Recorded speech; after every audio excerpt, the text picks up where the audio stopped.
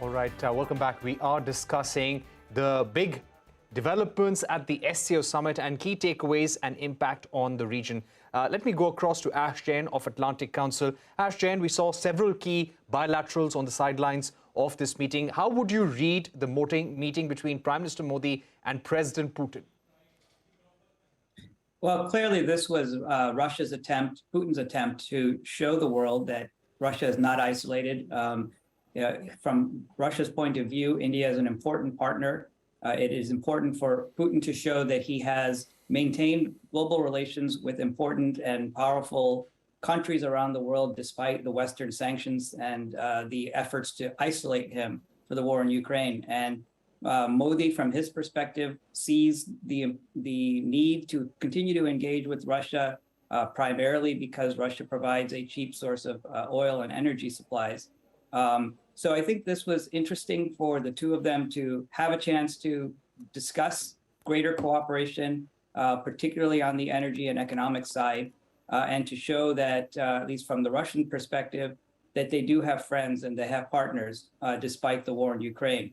I think it's somewhat treacherous for India in this case, because India is also under a lot of pressure from the United States and the West to distance itself from Russia.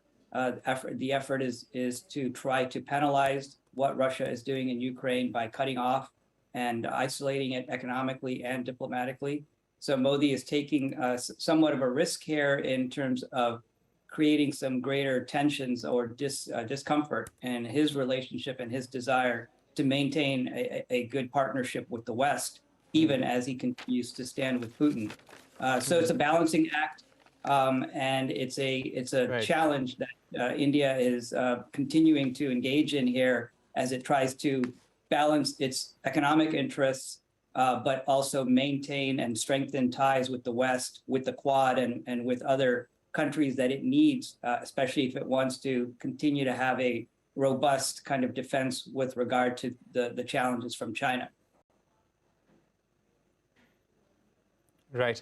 Ambassador Casey saying, coming to Iran, we saw the Prime Minister having a bilateral with the President of Iran. There was a bilateral between Russia and Iran as well on the sidelines of this meeting. President Putin welcomed President Raisi into the SCO as well. So how do you see Iran's presence here at the SCO, the key conversations, the takeaways from the meetings?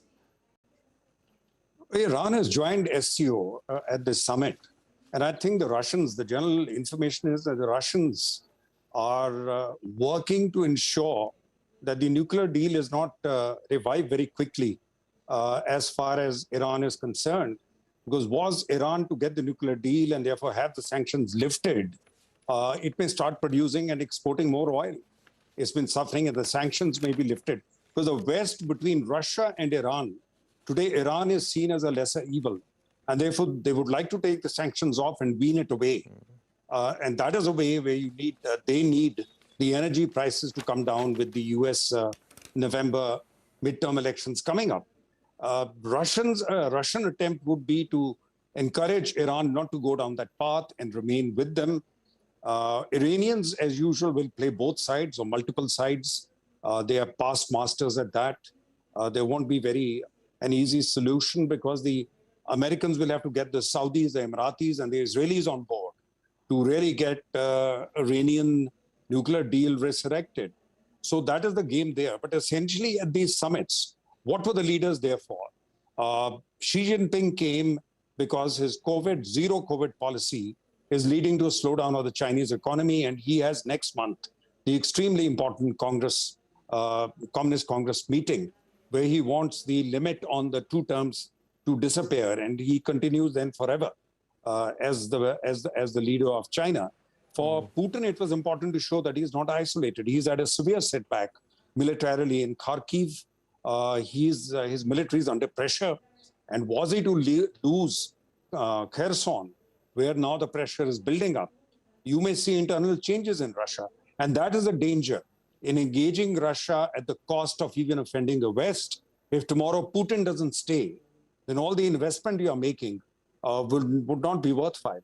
And therefore, it's this balancing. And that's why the Ukraine word is not mentioned by anyone. Even India didn't bring it up, maybe not by name. When we are talking of instability and stability comes in, nobody asked why there's instability. Because the Chinese are assertive in South China Sea and they want to invade Taiwan or threatening to. And the Russians started the Ukraine war, which is what has caused the global inflation, which has caused energy prices to go up, and the food crisis, because the wheat produced by Ukraine was stuck there for many months. Nobody is asking that question. That the very guys who are now saying that we are looking for stability are the ones who are causing instability. And India is now sitting at the same table with them. So it's going to become more and more difficult for India to do this balancing. Right. There'll have to be some plain speaking to be done with both sides. You can't just do it with the West. You have also to do with these two gentlemen that you sit at the table with. So therefore, it's a balancing game, but which will get more complex, has already got complex, and may get more complex as we go forward. Okay, we've run out of time, but Brahma Chalane, Ambassador KC Singh, Ash Jain, thank you very much for joining us here on Global Eye, giving us your view on the big highlights of the SCO Summit. Thanks for watching. Goodbye.